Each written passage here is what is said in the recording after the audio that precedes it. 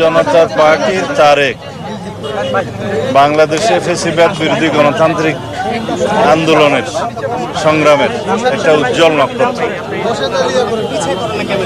অনেকেই তার সাথে যারা আন্দোলনে শরিক ছিল অনেকেই জীবন দিয়েছে, শহীদ হয়েছে, আহত হয়েছে, পঙ্গু হয়েছে, কিন্তু তারেক অনেকবার এই ফ্যাসিবাদের যাতাগুলো পিষ্ট হয়ে রিমান্ডে সীমাহীন অত্যাচারে ভুগে তার হাতে এই হ্যান্ডকাপের জায়গায় পছন্দরে ছিল, অপরিসীম অত্যাচারের শিকার হয়েছে, নির্যাতনের শিকার হয়েছে।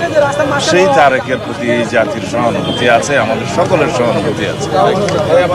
এই গণতান্ত্রিক আন্দোলনে একটা সামনের দিনে যাতে একটা দল গঠন করে ভূমিকা রাখতে পারে এবং গণতান্ত্রিক রাষ্ট্র বিনির্মাণে তারা ভূমিকা রাখতে পারে, সেই জন্য একটা দল রেজিস্ট্রেশনের জন্য তারা নির্বাচন কমিশনে আবেদন করেছে।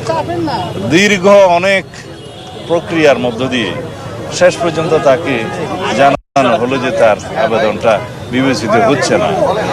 আমরা দেখেছি অনেক রাজনৈতিক দল রেজিস্ট্রেশন পেয়েছে এই অন্তর্বর্তীকালীন সরকারের সময়ে, যেহেতু দেশে ন্যায় বিচার প্রতিষ্ঠা হয়েছে, আমরা আইনের শাসন প্রতিষ্ঠা করার জন্য সংগ্রাম করছি।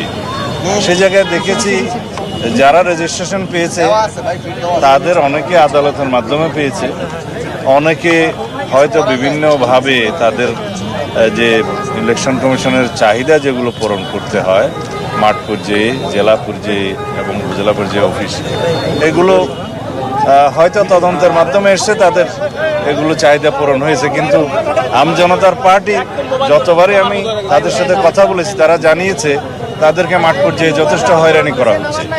উপজেলা অফিসগুলো তদন্ত করতে যে স্থানীয় নির্বাচন কর্মকর্তারা, জেলা পর্যায়ের উপজেলা পর্যায়ের নির্বাচন কর্মকর্তারা তাদেরকে হয়রানি করেছে, হয়রানি শিকার হয়েছে। আমি ব্যক্তিগতভাবেও নির্বাচন কমিশনের সংশ্লিষ্ট মাননীয় কমিশনারদের সাথে কথা বলেছিলাম যে তার বিষয়ে বোধহয় ন্যায় বিচার করা হচ্ছে না।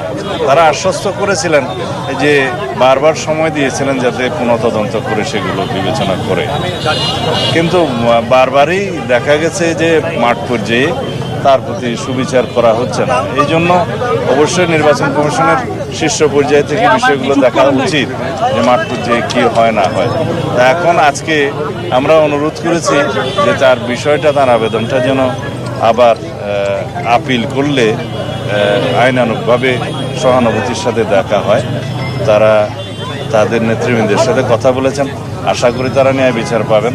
আমি যেহেতু তারেকের শারীরিক অবস্থা অত্যন্ত নাজুক খবর পেয়েছি এবং ঝুঁকিপূর্ণ অবস্থায় আছে, সেজন্য তাকে অনুরোধ করে আজকে তার অনশন ভাঙাতে এসেছিলাম। আমাদের কথা রেখেছে, সে অনশন ভঙ্গ করে এখন তাকে হাসপাতালে আইসিইউতে বোধহয় নিতে হবে তাকে। এটা কি বলে যেন নিবিড় পর্যবেক্ষণে রাখতে হবে, তার শারীরিক অবস্থা আসলেই খারাপ। তো আশা করি সে সুস্থতা পাবে খুব শিগগির এবং তার রেজিস্ট্রেশনের বিষয়টি আইনানুগভাবে যেন সহানুভূতির সাথে বিবেচনা করে সেই আবেদন আমরা রাখছি নির্বাচন কমিশনের কাছে। ধন্যবাদ। তাহলে কি এখন আদালতে যাচ্ছে তারা আমজনতা পার্টির?